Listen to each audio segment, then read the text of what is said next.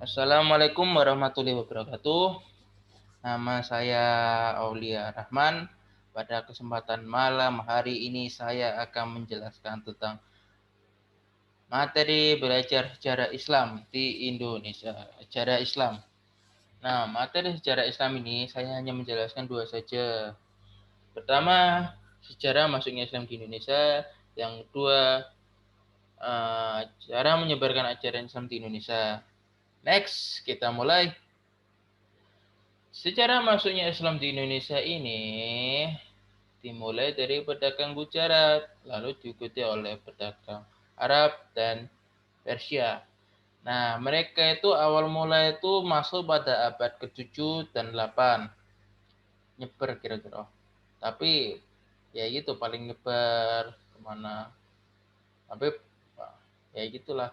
Nah, di sini nih mereka berdagang sambil menyebarkan ajaran Islam sekitar abad 7 dan 8-nya itu. Nah, next ini cara masuknya kira-kira itulah cara masuknya mereka masuk ke Indonesia. Awal-awal next kita masuk cara menyebarkan ajaran Islam di Indonesia.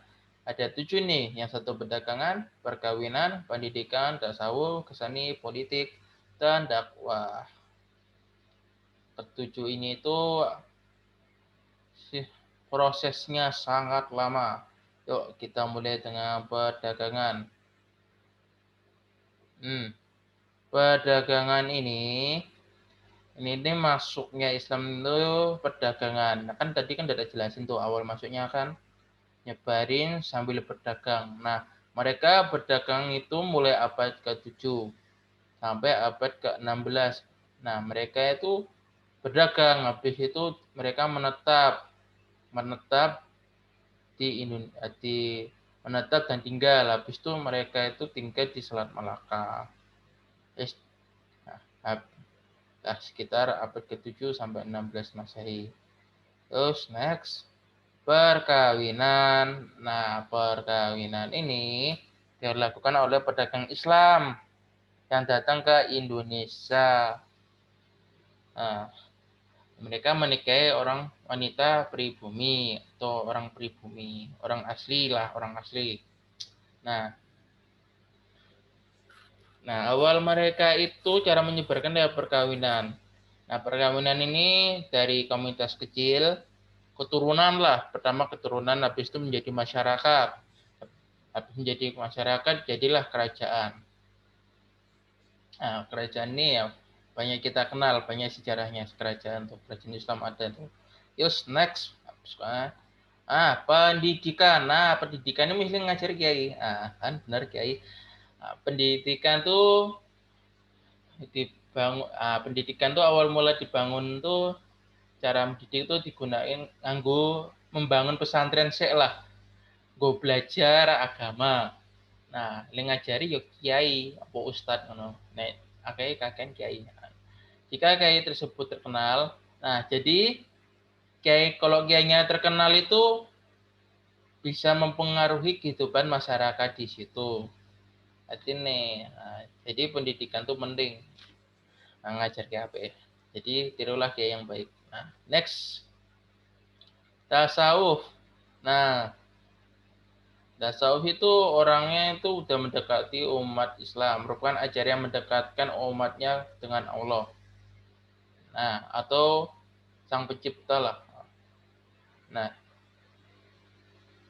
mereka itu orang sudah mempunyai dasar ketuhanan. Nah, selain itu orang tersebut juga mengerti dan menerima ajaran dari agama Islam. Nah, ajarannya itu bisa banyak dijumpai dalam cerita hikayat atau babat. Nah, hikayat karo babat di sana. Banyak cerita di tasawuf ini. Next. 14. Nah, mau tekan di. Oh iya, tasawuf tuh. Nah, next kesenian. Kesenian. Nah, kita tuh banyak cerita kesenian tuh banyak. Nah, jadi kesenian ini penyebaran agama Islam tuh dilakukan melalui kesenian. Nah, seni seni musik, seni bahasa, seni ningan lah, seni bangunan, seni sastra, pokoknya seni. Nah, contohnya itu ada contoh keseniannya itu. Misalnya Masjid Aceh Darussalam tuh. Nah, itu kan termasuk salah satu contoh kesenian tuh. Cara bangunnya, habis itu masjid kerat masjid keraton itu ada juga, nah, kayak gitu. Bangunan kuno, ada kaligrafi sejenis atau sastra. Itu kan banyak di Indonesia. Ini cara nyebarkannya lagi ke senia. Sampai sekarang masih ada contohnya kaligrafi yang paling terkenal sampai sekarang. Karo bangunan masjid. Nah, itu kesenian. Next, politik. Nah, politik ini, aku orang ngerti politik. Nah, aku baca aja lah. Nih, tak bacain ya. Politik menjadi salah satu cara masuknya agama Islam di Indonesia. Nah, ketika seorang raja memegang peranan penting dalam proses penyebaran agama Islam, agama tersebutlah, maka rakyatnya akan mengikuti. Karena masyarakat Indonesia mempunyai kepatuhan yang tinggi. Berarti rojo lah jenis tinggi lah. Yuk lanjut next. Dakwah. Nah, ini nih dakwah ini memang udah lama dakwah. Sebagai pendatang muslim di Indonesia, tujuan dan niat untuk berdakwah hanya barkene yang dakwah secara damai, ora huras-huras ora nggak mungkin cuman memberikan pidato. Nah, cara mudah agama Islam masuk ke Indonesia selain dari berdagang, dakwah juga dilakukan oleh para santri karena keturunan dari pedagang muslim. Nah, dakwah ini penting nggo nyebarke. Acaranya lembut, nah, caranya lembut damai dakwah terus aman lah, orang kasar. Nah, nah, nah, kesimpulan dari dua materi ini, jadi bisa kita ambil kesimpulan, cara umat Islam menyebarkan ajaran Islam itu sangatlah baik. Nah, intinya itu sangat baik, damai, habis itu dapat diterima oleh masyarakat. Nah, ini cara ngajar gini. Jadi, agama Islam itu adalah ajaran damai. Ajaran nyebar kene secara damai, alias santara gak tersinggung, aman lah. Orang makso, ini nyebar kene secara damai. Adem ayem awal-awalnya.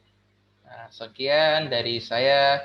Assalamualaikum warahmatullahi wabarakatuh.